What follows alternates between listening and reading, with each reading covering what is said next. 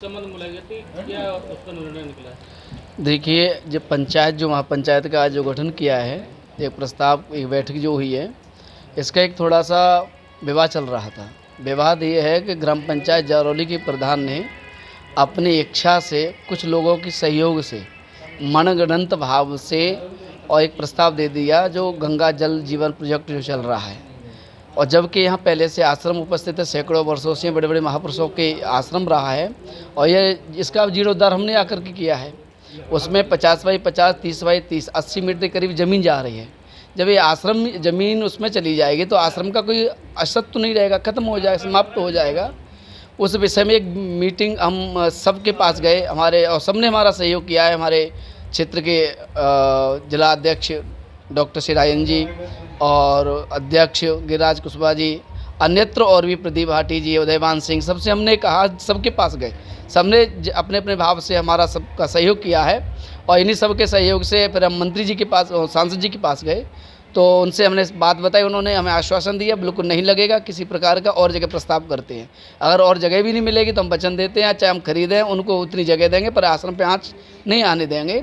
और उन्होंने ये मीटिंग बुलाई है। उन्होंने कहा मैं अधिकारियों को मैं स्वयं आ रहा हूँ। ये मीटिंग कोई राजनीतिक मीटिंग नहीं थी, ये व्यक्तिगत उन्हीं की मीटिंग थी, सांसद जी की।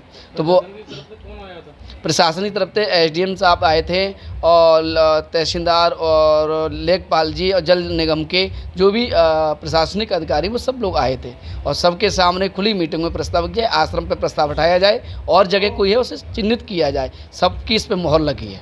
सर, हजारों की संख्या में लोग यहाँ पर इस पवित्र स्थान से जुड़े हुए हैं, लोगों की आस्था जुड़ी हुई है। तो जब ये ऐसा जब सुनने को मिला कि आश्रम की भूमि पर ये प्रोजेक्ट लगने वाला है, तो आपको कैसा इसमें धक्का लगा? और देखो, धक्का लगने का कारण स्वाभाविक भी है। धक्का मुझे अपने आप का नहीं लगा, मैं तो बाबा हूँ, मेरा क्या है।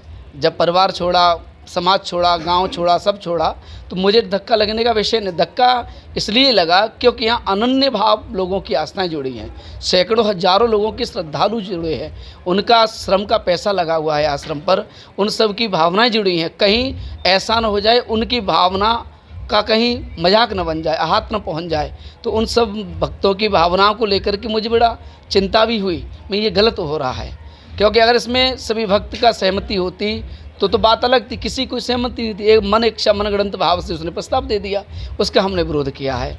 ये आज जो जीत मिली है वो हमारी जीत नहीं है, मेरे भक्तों की जीत है। आश्रम की आज सफलता लगी है, लेकिन क्या शमशाबाद क्षेत्र को गंगा जल मिल पाएगा? बिल्कुल, क्यों नहीं मिलेगा। देखो, ये केंद्र की योजना है, केंद्र अपना कार्य कर रही है, हमने उसका कोई विरोध नहीं किया, हम उसका सम्मान भी कर रहे हैं। लेकिन अन्यत्र कहीं जगह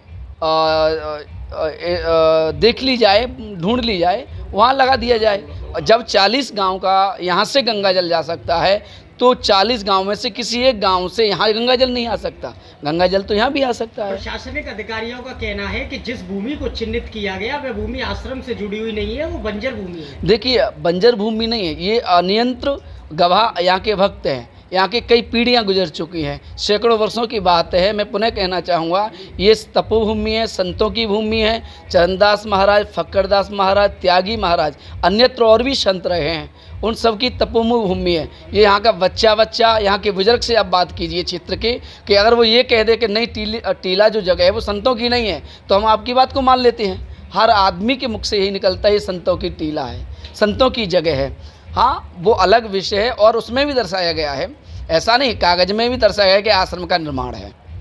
ठीक सर, ये भी कहा गया है महाराज जी कि आश्रम के ये जो भूमि है ये आश्रम के नाम नहीं है, इसीलिए आगे अभी कुछ कहना बड़ा मुश्किल होगा कि आगे इसमें क्या प्रशासन। हाँ, आगे प्रशासनिक हम लेकिन अब आश्रम इसमें क्या कदम उठाएगा? देखिए, आश्रम ये है कि हम ये चाहते हैं कि जो आज नींव लगी है ये कांटा पैदा हुआ है, अन्यत्र कल भी और कोई प्रधान होगा और भी प्रधान होंगे, अन्यत्र न जाने किसकी मंशा क्या है। तो आए दिन या ये मान लो कि सरकार के प्रोजेक्ट आते रहेंगे, आज ये जगह निगाह में आ गई है तो कल कोई ना कोई इशू करता रहेगा, कोई ना कोई प्रोजेक्ट आता रहेगा, तो ये तो कांटा हमेशा के लिए। तो मेरा भक्तों का मेरा मत है, क्षेत्र का मत है, सब प्रधानों का मत है, यहाँ भी उपस्थित है, आप दिखा सकते हैं सबको, सबका ये कहना है कि इस जगह को जो शेष है, इस पूरी जगह को माँ भगवती के चरणों में अर्पित किया जाए। क्योंकि आज शक्ति के चरणों के अर्पित हो जाएगी तो भगवती आने से रही यहाँ बेचने का सिस्टम, और महात्मा जी का कोई औकात नहीं, मेरी कोई औकात नहीं है। मेरे बाप की ताकत नहीं है कि मैं इसको वो कर दूंगा। अन्यत्र अधर्मियों की दृष्टि खत्म हो जाएगी। ये संतों की जगह हमेशा संतों के लिए बनी रहेगी, परंपरागत संतों का बचाव रहेगा। सर, ये समस्या अभी क्यों पैदा हुई? क्या पहले भी इस तरह के ये किया जा चुका है? देखिए, हमारे आने से पहले क्या हुआ है क्या नहीं हुआ हम इसमें कोई वाकिफ नहीं है, क्योंकि आप जानते हैं जब कोई जगह खाली पड़ी हो या निर्बूझ हो, ये मान लो, तो उसका तमाम लोग होते हैं। लेकिन जब से मैं आया हूँ सब लोगों के सहयोग से तीनों गांवों ने मुझे बिठाया है। हमारे प्रधान जो हैं हमारे फौरन सिंह दीक्षित जी, उनके कार्यकाल में हम आए हैं। उनके कार्यकाल में सब लोगों ने मुझे यहाँ जगह दी है, इसमें मेरा कोई अधिकार नहीं। ये सब लोग कहते जाओ बाबा जी हम चल देंगे, हमारा इस पर क्या है। मैं जो लड़ रहा हूँ आज क्षेत्र के लिए लड़ रहा हूँ, आप भक्तों की आस्थाओं के लिए लड़ रहा हूँ, इन सब की सम्मान के लिए लड़ रहा हूँ।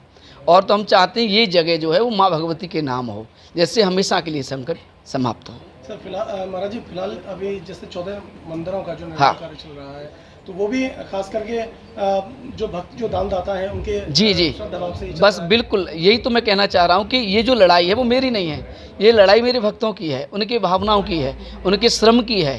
क्योंकि आज जब मैं यहाँ आया था कुछ भी न था, एक झोंपड़ी में आके बैठा वो स्टूल पर, एक एक ईंट, एक एक वृक्ष, एक एक पौधा, जो भी तुम्हें दिख रहा है प्रकरण में, ये सब भक्तों का श्रम, माँ की कृपा, गुरुदेव का आशीर्वाद, इनके द्वारा सब हो रहा है। और उन्हीं के सबके कार्य के भाव से हर साल आप पता है मैया का जन्मदिन मनाया जाता है, स्थापना दिवस। लाखों लोग यहाँ आते हैं, विराट सम्मेलन भी हुए हैं, शंकराचार्य भी आए हैं। विगत आपको बता दूं 2024 में जो हर साल हम मैया के स्थापना दिवस मनाते, इस साल नहीं मना रहे हैं क्योंकि वो जनवरी में पड़ रहा है, 12 जनवरी फूस की नवरात्रि, और 2024 के अक्टूबर में उद्घाटन होना है।